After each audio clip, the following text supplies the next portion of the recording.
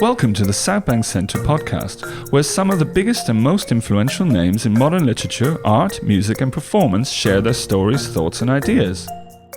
In this podcast, we'll bring you a talk from this year's Being a Man Festival by writer, public speaker and activist Kevin Powell. You'll hear him talk about his new autobiography, The Education of Kevin Powell, about a boy's journey into manhood. For more podcasts and videos from this year's festival, go to southbankcentre.co.uk/BAM and join the conversation on Twitter with hashtag #BeingAManFest. Welcome everybody. My name is Jude Kelly. I'm the Artistic Director of the Southbank Centre. And actually, strange as it may seem, 3 years ago I said I think we should do a festival called Being a Man. It is quite difficult for all of us to talk about personal things, and especially things to do with what worries us or what our identity is. Also, there was some really horrible statistics which are still with us, which is that the main cause of death of boys and men under 49 in this country is suicide. And that's a terrible thing to think, that somebody would rather kill themselves than find another way out. And sometimes, talking, sharing, thinking, rethinking is another way out. Boys and men are fantastic, absolutely fantastic. That's as a woman speaking. But when we've had the first festival, there were many boys and men who just were saying it's great to have a chance to talk stuff out and to celebrate things that are about male culture as it currently is, and also to question things about male culture as it currently is. So this weekend is about this time, space and permission for boys and men to talk about stuff of all kinds, and for girls and women to be there to support that talking. We, for the last 3 years, have been trying to get Kevin Powell to come and do this talking with us, because he's an enormously respected activist in the US and all across the world, based on his own life experience, which he's going to talk about, of dealing with conflicting ideas, with issues to do with violence, with issues to do with what a man is, what super masculinity is, etc. He's written this fantastic book called The Education of Kevin Powell, a boy's journey into manhood, and he's regularly now talking about many of the issues which are very current. So please welcome Kevin Powell.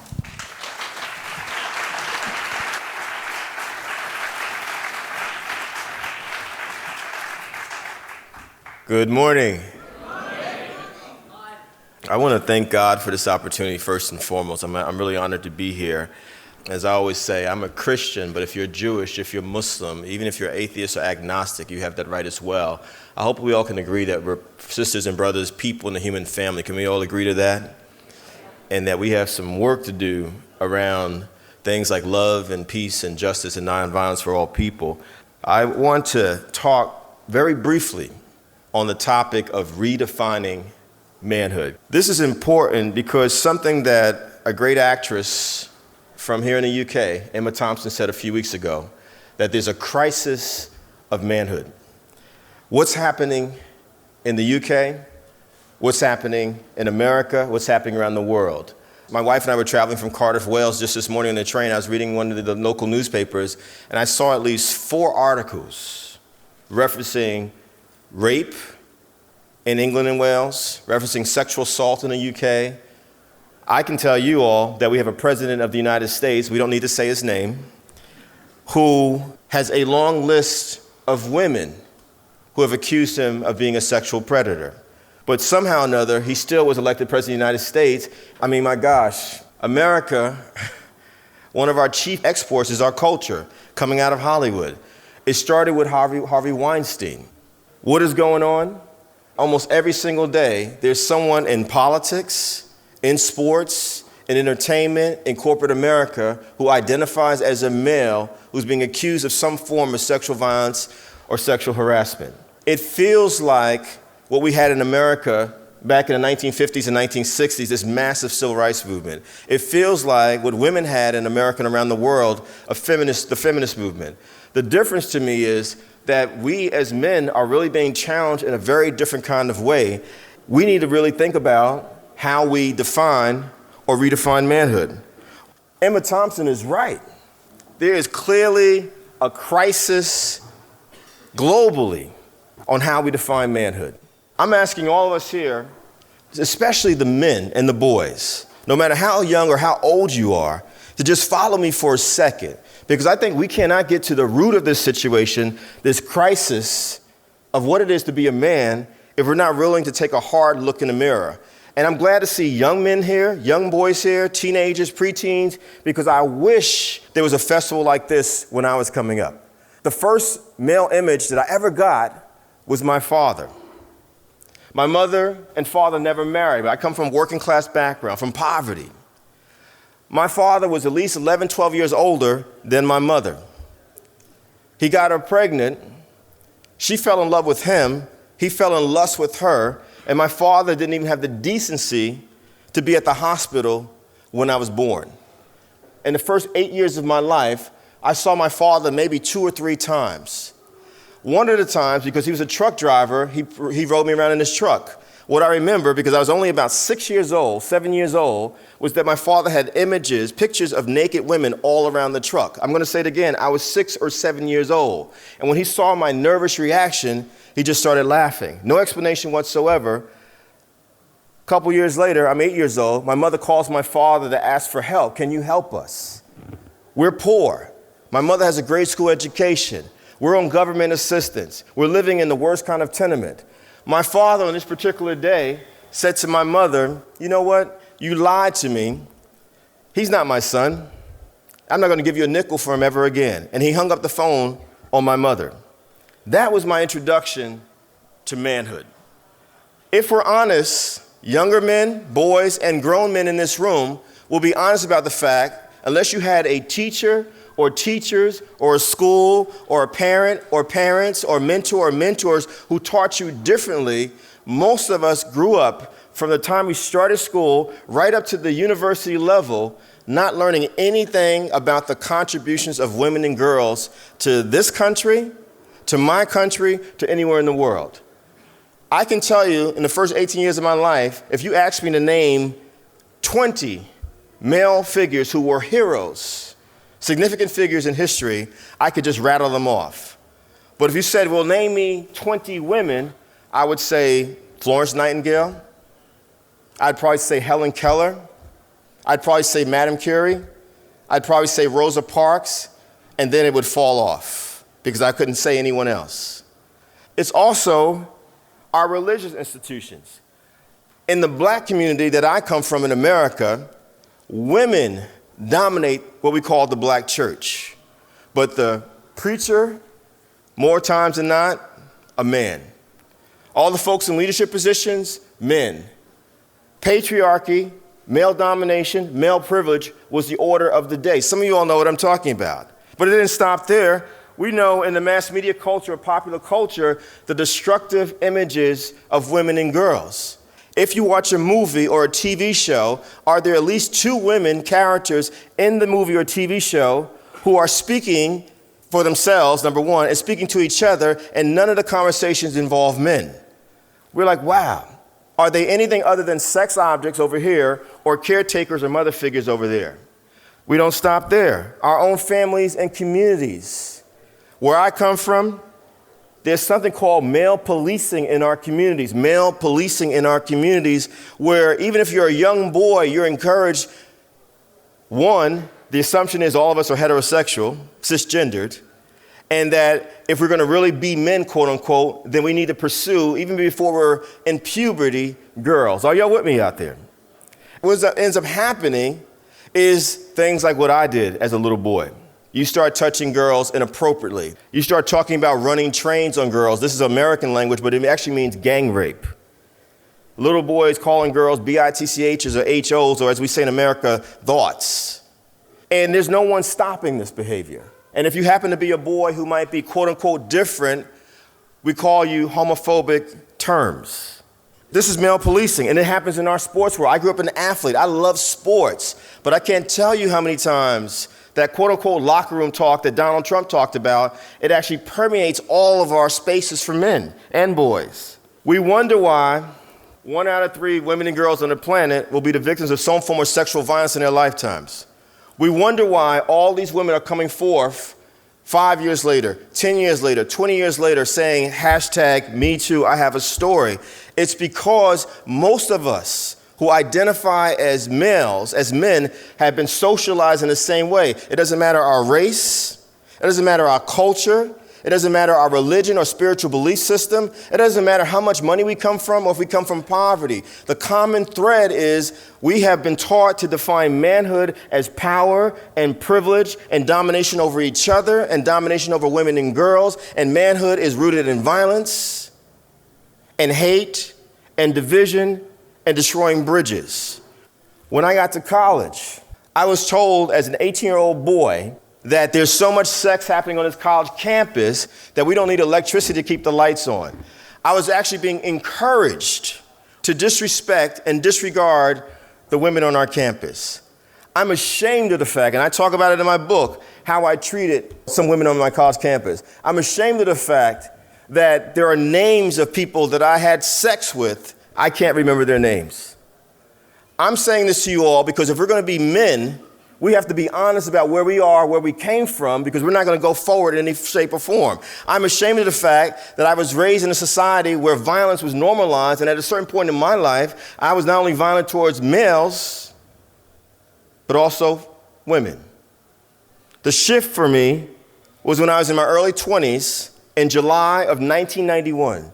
I was living with a girlfriend who was also a writer like myself, also an activist like myself. And here I was, this activist who talked about race and racism as a black man all the time. But if you try to address sexism with me, I would shove it away. I would push it away, just like a lot of us men today don't want to hear women talking about sexism. My girlfriend and I at the time got into an argument, and my anger led me to push her into a bathroom door. She ran out of the apartment. I stood there realizing what I had just done. She came back. We ended up living together for another month or so, and then it was over. I was challenged. Just how women are challenging men in 2017, I was challenged by women in our community. You're a hypocrite, Kevin Powell, to think that you are a man, that you're some sort of social justice person. You say that you're about equality, but then you engage in this kind of behavior. I was challenged on what I did not know about half the world's population. I was challenged by the fact that I could not have, if you would have said to me back then, Gloria Steinem, Bell Hooks, Audre Lorde, I'd be like, well, who are they? I was challenged that I could not even articulate anything about the contributions of women and girls on this planet, anywhere on the planet. I was challenged to start listening to the voices of women and girls. You know what I realized? All those years I was being raised by my mother and my aunts and my grandmother, while I heard them over and over again tell stories, I was never really listening.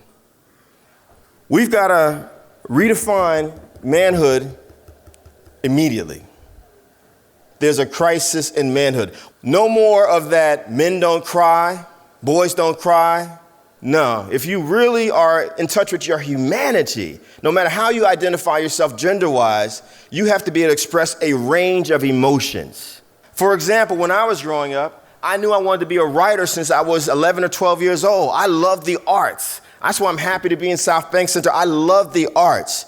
But because I was told boys don't express themselves in certain kinds of ways, I literally kept that to myself until I was 18 years old, because I'm like, well, I just need to be an athlete. I just need to focus on the masculine, the aggressive stuff. No. Manhood, redefined, does need to be about peace. It does need to be about love. It does need to be about nonviolence. There's something wrong with this world when you look at all the conflicts happening, and most of it is instigated by those of us who identify as males. I don't have time to sugarcoat this because I'm working with men in America all the time, and I see all of this angst and hostility and confusion because most of us don't even realize that we're living in this box, or what we call a male prison. We got to also understand what it is to be an ally. And so something that we've got to develop as men and boys is this word called empathy. We will never know what it's like to be a woman or girl, but we do need to learn how to have empathy for their stories and what they go through. As long as sexism is alive and well on this planet, we have got to be allies. And sexism is not going to end until we men and boys make it. And it's not going to be on the women and girls, it's on us. Because we benefit from it and we are the ones who are the perpetrators of it. We also need to recognize that there are certain things that destroy men and boys over and over again. Power destroys us. Look at Parliament. Look at the United States Congress. Look at Hollywood. What these men have in common is an addiction to power.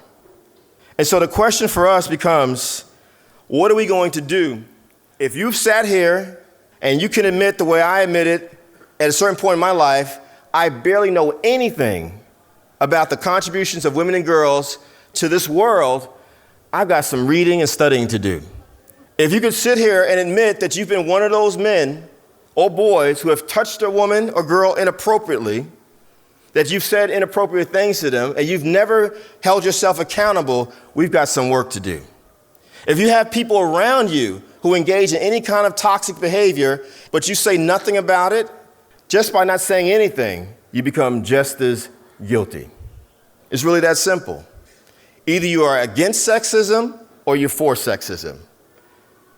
And we got to stop saying things like, not all men. Until there are no men engaging in this kind of behavior, we got work to do. And the question is, what kind of work are you willing to do? We got to stop saying things like, well, what about the women? What about when they do it? My response to men and boys all the time is, we sure have a hard time focusing, don't we? Number two, no one said that I support violence in any form. At this stage of my life, I do not. But if you look at the statistics, do your research, most of the domestic violence cases are the men doing it to the women. We've got to get to love. I wish I could go back to 8-year-old Kevin, 12-year-old Kevin, 18-year-old Kevin, 25-year-old Kevin, and understand how important love is and how important self-love is for me as someone who identifies as a male, as a man. I wish I could go back and be hugged and given hugs. I wish I could go back and be encouraged to be in circles of boys where we talk, as you said, Sister Jude, about manhood. Well, what does it mean to you? So we can actually engage in conversation. And I think we do ourselves a disservice as men and boys or anyone who's a man if we do not encourage healthy conversations about what it is to be a man. Honestly, in 2017, I'm like, man, am I going forward? Am I going backwards? But the one thing that I can say is constant for me now is that I am self-accountable. I'm not afraid to look in the mirror. I'm not afraid to listen to my wife, even when it may be uncomfortable at times, or other people, and say, hey, you can be better than this. You can be a different kind of man if you're willing to do the work, and we've got to do the work. And I'm saying this with love to all the men out there and to the boys out there, because I believe in us just the way Jude believes in us. And when Jude was speaking, in spite of everything, I still love men and boys. And so what I think about now as I do this work, as I go forward, and what I want you all to think about, if you're 12, if you're 15, if you're 18, if you're 30, if you're 40, if you're 50, if you're older, is my behavior contributing to a new definition of manhood, to a new definition of humanity, to a new definition of love? Or is my behavior contributing to business as usual? That's what we got to think about. That's what being a man means to me. Thank you all very much.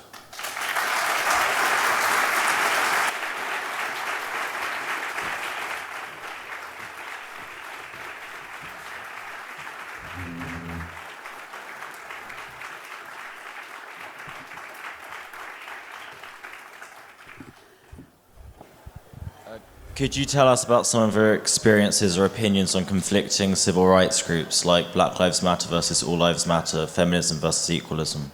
Black Lives Matter, and I'm glad you brought that up because, Jude mentioned it. We also need to understand that Black Lives Matter was started by one person who identifies as a woman and two other who identify as queer women. And so, one, I support Black Lives Matter because until there's justice in any society where people are not killed because of the color of their skin, why can't we be specific? You know, it's like someone said, if we're talking about say, for example, breast cancer, you don't change it to another disease. We have to combat breast cancer. And so when people constantly change the subject, it's like they don't want to deal with the issue that's right in front of them. Just like some of us men don't want to hear all the women talking about sexual violence and sexual harassment. They'll say, well, what about when women do it? No, we're talking about the fact that most of the violence that we're here is men doing it to women. And so we've got to be able to focus on things. And when people say all lives matter, that's making a wild assumption, and I believe a racist assumption, that black people and other people of color don't care about all human beings when we actually do. But we're saying, stop shooting us just because of the color of our skin. This is unacceptable, and it should be unacceptable to you too, no matter what your identity is, if you really care about all human beings. You know, in America, it's exhausting for us who are activists in America to hear people constantly saying, well, all lives matter, all lives matter. We know that all lives matter, but I should not, as a black person in this country, or my wife, or anyone else I know who's black, feel like if we go to certain areas, we're going to be confronted with a bullet just because of the color of our skin. I love all people, no matter, I love the diversity of this space. I love all people, I love all people, I love all people. But if I'm African American or Welsh or Irish or Jewish or whatever my background is, I should also have the right to say that I love myself as a black person, as a Jewish person, as an Irish person, as a Welsh person, and my life is as valuable as yours. We should be able to do both, not either or. Hi, my name's Des. Could you answer a quick question for me? Do you think Hillary Clinton lost the election because men wasn't ready for a female president? You know, it's interesting because the Clintons both have been polarizing figures, but it's clear to me as a male ally that Hillary Clinton, with her qualifications, First Lady, United States Senator, Secretary of State, we're talking about 40 years of work. It's obvious it's sexism. It's obvious sexism. Half the people who voted for Donald Trump were women who I believe have so internalized the sexism that they voted for him because they didn't like Hillary Clinton. It's tragic and sad, but I think it's real.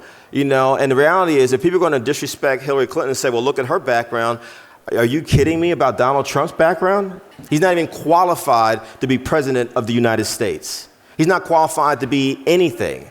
He inherited his wealth from his father. And we know that his father was a racist. This man has a track record of racism and sexism. Regardless of what we think about Hillary Clinton, I'm like, how can you not see that this was sexism? That people simply didn't vote for her because she's a woman. We've now had 45 presidents of the United States, and Hillary was as close as we got. But I still don't know when it's going to happen in our country, because if you look at our version of your parliament, we barely have any women in Congress or United States Senate in 2017. In America, and I'm not sure what it is here, but in America, it still has not even been 100 years since women got the right to vote in our country. That says a lot. And the fact that you still have elected officials in 2017 telling women what you all can and cannot do with your bodies around abortions, etc., that says that we have a long way to go around equality for all people and viewing women again as our equals, because women are our equals. But we've got to demonstrate that and even be able to say, okay, I can support women leadership.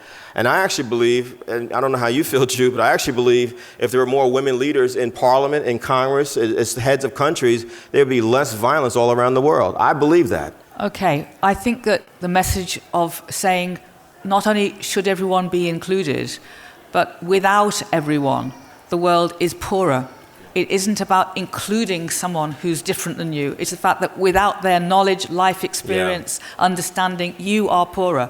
That's right. What we really need to try to get towards. So can we thank Kevin for a fantastic opening talk? Thank you. That's it for this episode.